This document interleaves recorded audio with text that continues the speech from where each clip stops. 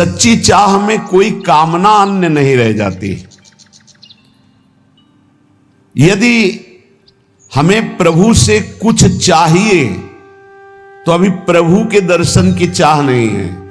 प्रभु से कुछ चाहिए, अनुकूलता चाहिए, समस्या हट जाए, विपत्ति हट जाए, शरीर स्वस्थ हो जाए, कुछ भी चाहिए तो अभी प्रभु के दर्शन की लालसा प्रबल नहीं हुई है। जब कुछ लेने की लालसा ना हो और वो दे तो भी लेने की लालसा ना हो,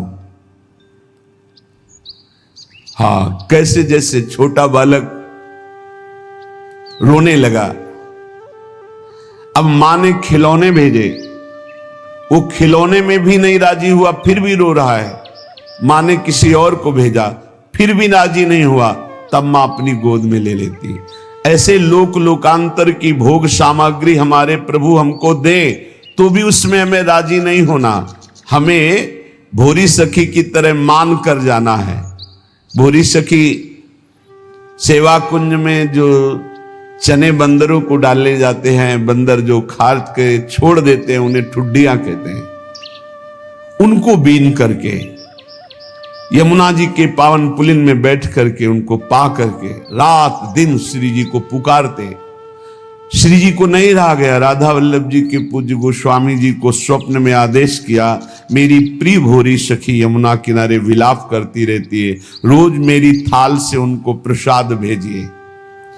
जब प्रसाद लेकर के गए और प्रसाद देखा तो खड़े हो गए श्री भोलानाथ जी, भोरी सखी माथे पे लगाया। जब वो चले गए तो रोने लगे कि आपको पता है कि मैं आपके लिए विकल हो रही हूं, आप हमें प्रसाद देकर संतुष्ट करना चाहती, किनका मुख में डाला और यमुना जी में प्रसाद को समर्पित कर दिया और कहा आप जानती हैं कि मैं आपके लिए विकल हो रहा हूं, बस मुझे आप चाहिए, आप चाहिए। हमें राजी कहीं नहीं होना। अपने को अपने इष्ट देव भी सुख सामग्री देकर अगर हमें राजी करना चाहे तो हमें राजी नहीं होना। हमें आप चाहिए, आपसे नहीं। हमारा लक्ष्य आप हैं, आपसे कुछ नहीं चाहिए। उपासना करने वाले को जो ऐसी भावना वाला होता है उसको बहुत जल्दी भगवत साक्षात्कार मिलता है। भगवत प्रेम की अपार वृद्धि होती है जब ये बात होती कि आपसे भी कुछ नहीं चाहिए, आप चाहिए। दर्शनानंद का यथार्थ लाभ उसी को प्राप्त होता है जिसके अंदर ये विकलता होती है मिलन की। चाह को बढ़ाने का एक सरल उपाय और सफल उपाय है, पूज्य भाई जिसे हनुमान प्रसाद पोद्दार जी कह रहे हैं, जब तक आप भोगों को अनित्य मान करके उनका त्याग नहीं करेंगे तब तक ये चाह बढ़ेगी नहीं। तत्काल सत्संग से प्रकट भी होगी तो दब जाएगी, वो प्रकाश नहीं कर पाएगी। चाह तो कहीं ना कहीं चिंगारी रूप में है ही, तभी तो आप रात्रि में चैन से सोते नहीं हैं, सत्संग के लिए भागते हैं। चाहे पानी गिरे, चाहे सर्दी हो, चाहे भीषण गर्मी हो, हर परिस्थिति में तो ये चाह ही तो आपको सत्संग में ला रही है, ये चाह ही तो आपसे नाम जपवा रही है, ये चाह ही तो संसार के भोग रागों का त्याग कर रही है। पर अभी हमारी कहीं ना कहीं चाह में मिलावट है, अपने शरीर सुख की, अपनी इंद्रिय सुख की। जब हम संसार के समस्त भोगों को दुखदायक समझकर, नाशवान समझकर सारी इच्छाएं छोड़ देते हैं और कोई परलोक की कामना नहीं रखते, स्वर्ग जाएंगे, अप्सराएं मिलेंगी, अमुक अमुक अमुक ऐसा, इन भोगों का भी त्याग और निरंतर नाम जप और भगवत लीला गायन, ये दो बातें जीवन में बहुत जोर की बैठ जाए। सेवक शरण सदा रहे, अनत नहीं विश्राम, बहुत जोर की बात है। कै बाणी हरिवंश की और कै हरिवंश नाम, समिट जाओ, दो जगह समिट जाओ। या तो बाणी चल रही, पद गुनगुना रहे हैं, और या नाम जप चल रहा है। और संसार के समस्त भोगों को अनित्य जानकर उनकी तरफ से उदास हो जाओ। नहीं भोगना, नहीं सुख है, चाहे जितना आप संसार के भोगों को एकत्रित कर लो, भोग लो, परिणाम में दुख, अशांति, चिंता, शोक, भय यही बना रहेगा। जब उपासक समस्त भोगों की वृत्ति का त्याग करके एक एक वृत्ति से भजन करता है, भगवत चिंतन करता है, भगवत लीला गुणगायन करता है, तो उसके अंदर विरह प्रकट होता है। ये आग होती, आग, विरहाग्नि। ये भगवत विरह एक ऐसी दुर्लभ स्थिति है जो किसी किसी महान सौभाग्यशाली को प्राप्त होती है। ये सबको प्राप्त नहीं होती है, सबको हो सकती है, पर इस कोटि का त्याग कोई नहीं कर पाता। बहुत आश्चर्य होता है। जिन भोगों के लिए बड़े बड़े वैरागी डरते रहते हैं कि कहीं हमें पतित न कर दे, सत्संग और नाम जप का प्रभाव ऐसा कि हमने कई ऐसे गृहस्थ परिवार देखे हैं अपने संपर्क में हैं, शिष्य जन हैं और आजीवन ब्रह्मचर्य का नियम लिए हैं। सब परिवार सुख भोगों का त्याग करके बलिहारी है उनके ऊपर अपार कृपा, पर अभी कहीं किसी राग में टिके हुए हैं जिससे विकलता नहीं आ रही। कोई न कोई आंतरिक राग है, उसको छोड़ दो तो विकलता आ जाए। कह रहे हैं ये परम सौभाग्यशाली किन्हीं उपासकों में विरह प्रकट होता है। विरह स्थिति, बिना विरह के संयोग सुख का अनुभव नहीं होता। जो लोग ये समझते हैं कि इस प्रेम मार्ग में विरह नहीं, तो आप भोरी सखी के पद पढ़ के देखो कैसा विरह है। विधि निषेध की परवाह नहीं शास्त्र की। प्रेमी का बस एक ही स्वभाव बन जाता है, उनकी याद करके रोना। वृंदावन धाम है, यहां की यही रीति है। समस्त गोपीजन एक साथ बैठ जाती, भगवत चर्चा करती है और चीख चिल्ला के रोती। कभी संयोग का अनुभव होता है श्री कृष्ण की, कभी वियोग का अनुभव होता है। पल पल में नवीन नवीन प्रेम का आनंद उत्पन्न। यही दशा देख करके तो उद्धव जैसे ज्ञानी वो धूल धूसरित हो गया ज्ञान कि अभी हमको वो श्री कृष्ण का प्रेम प्राप्त नहीं हुआ जो इन महाभाग्यशाली गोपियों को प्राप्त है। ये विरह वेदना जब हृदय में प्रकट होती है, ये सारे कर्म संस्कारों को जलाकर राख कर देती है। जो भोग वासना के बीज जन्म जन्मांतर से पड़े हुए हैं, सब भस्म हो जाते हैं इस विरहाग्नि में। प्रीतम की स्मृति में अपार सुख और दुख दोनों का अनुभव होता है। इतना दुख होता है कि सारे पाप कर्म जन्म जन्मांतरों के सब भस्म हो जाते हैं, और इतना सुख होता है कि सारे शुभ भस्म हो जाते हैं। शुभ अशुभ भस्म हुए, भगवत साक्षात्कार हुआ। जब तक शुभ है तब तक भगवत साक्षात्कार नहीं होगा, अशुभ की तो बात जाने दो। शरण निरापक पद रमित सकल अशुभ शुभ नंस, देत सहज निश्चल भगत सु जय जय श्री हरिवंश। आचार्य हरिवंश चंद्रजू अपने शरणागतों के शुभ अशुभ दोनों का नाश करके अद्भुत नित्य विहार रस प्रदान करते हैं। बहुत ये सूक्ष्म विषय है। इतना भगवत मिलन के लिए रोना और विरह दुख आया, सारे अशुभ नष्ट हो गए। फिर एकदम उनकी भावना में ऐसा डूबा पार सुख मिला कि सारे शुभ नष्ट हो गए। शुभ और अशुभ दोनों नष्ट हुए। दिव्य चिदानंद देह भाव से वो अपने आराध्य देव के समीप हो गया। प्रभु को बुलाना नहीं पड़ता। जैसे पराग आ जाए तो भौरों को बुलाना नहीं पड़ता, भौरे आ जाते हैं। ऐसे ही प्रभु को बुलाना नहीं पड़ता, प्रभु अपने आप प्रकाशित हो जाते हैं जब शुभ अशुभ का नाश हो जाता है। शुभ अशुभ दुर्ग विध्वंस बल तब जयति जयति जग उच्चरे।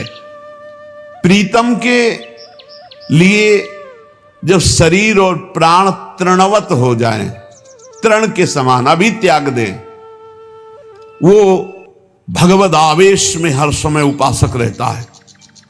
जिसका शरीर और प्राणों से राग खत्म हो चुका है, मत चित्ता मदगत प्राणा, जो भगवत चित्त वाला भगवत प्राण वाला, ये वृंदावन के प्रेमियों की यही दशा रही है। वो अपने शरीर और प्राण को तृणवत त्याग चुके हैं।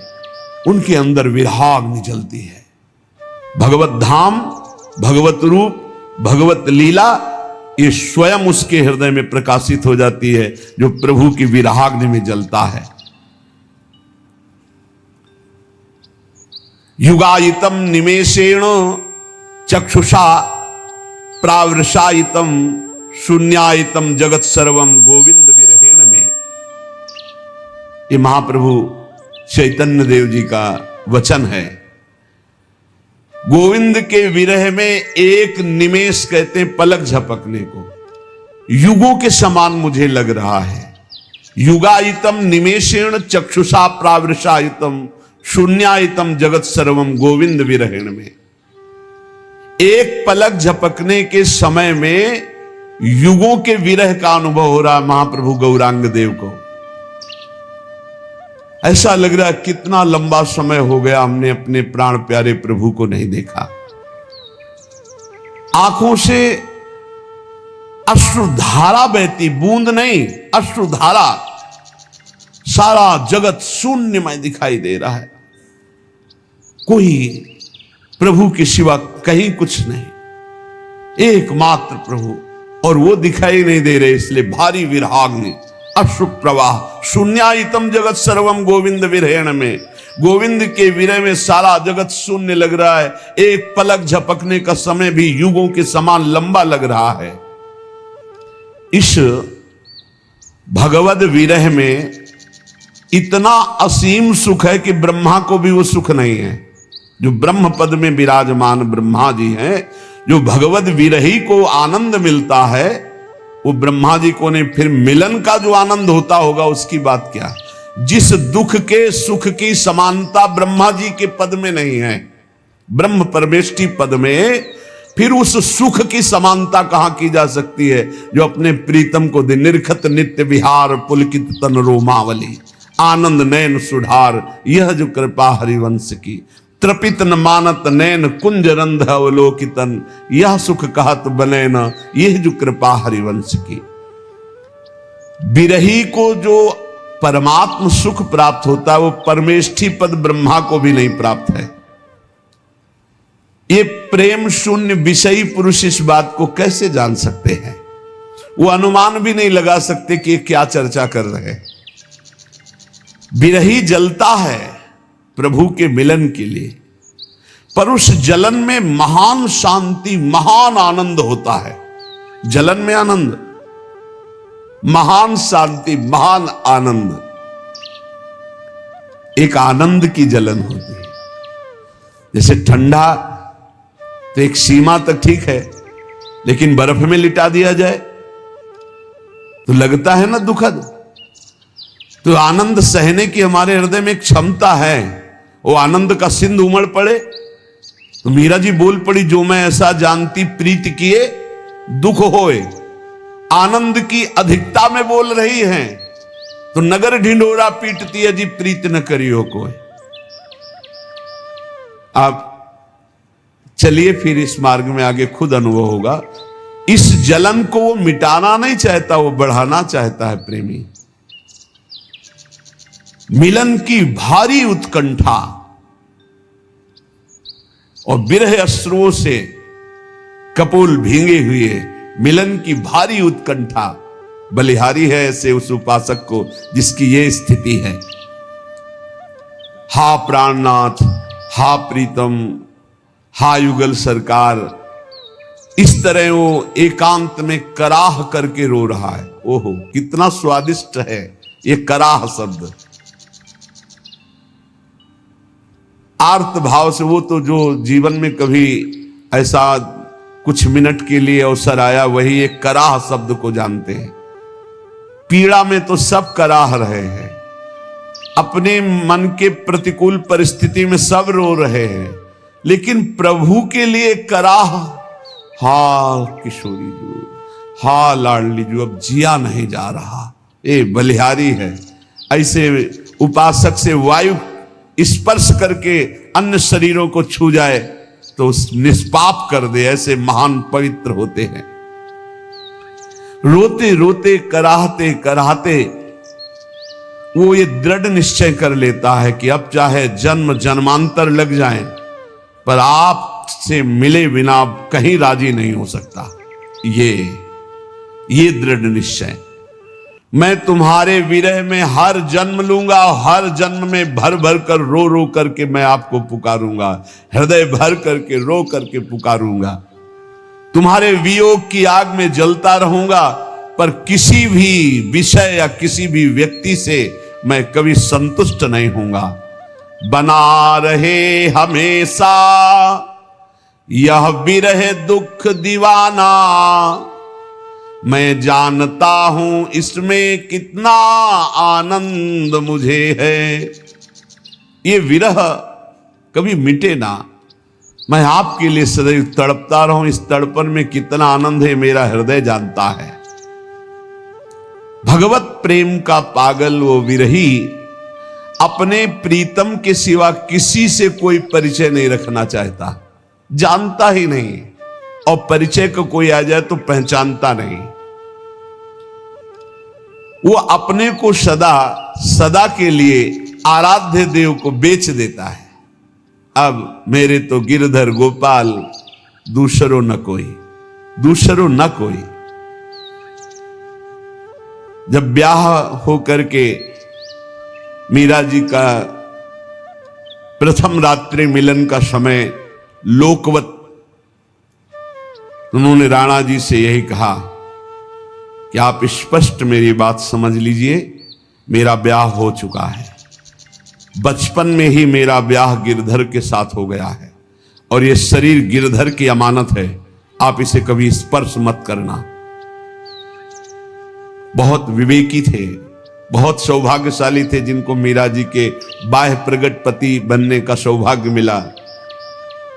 हाथ जोड़कर चरणों में प्रणाम करके खड़े हो गए और कहा, आज मैं ये वचन देता हूं कि एकांत में तुम हमारी गुरु होगी और हम तुम्हारे शिष्य, हमारा गुरु शिष्य का बर्ताव होगा, और व्यवहार में आप पत्नी का व्यवहार करेंगी जिससे आपको अनुकूलता परिवार से मिलती रहे। उनका ऐसा ही होगा। एकांत में वो सदैव गुरु की भांति मीरा जी की आराधना करते थे। प्रेमी किसी को अपना मानता नहीं, और जो अपने होते उनको पहचानता नहीं।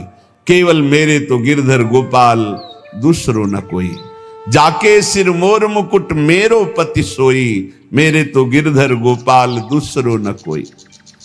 उनके चरणों में बिक जाता है। देखो कहां बिके हैं अपने लोग, रुपया में राजी, परिवार में राजी, भोगों में राजी, नाना प्रकार के शरीर आराम सुख व्यवस्था में राजी। वियोग की ज्वाला में जलता हुआ उपासक इस निष्ठा को प्राप्त हो जाता है। आश्लिष्य वापाद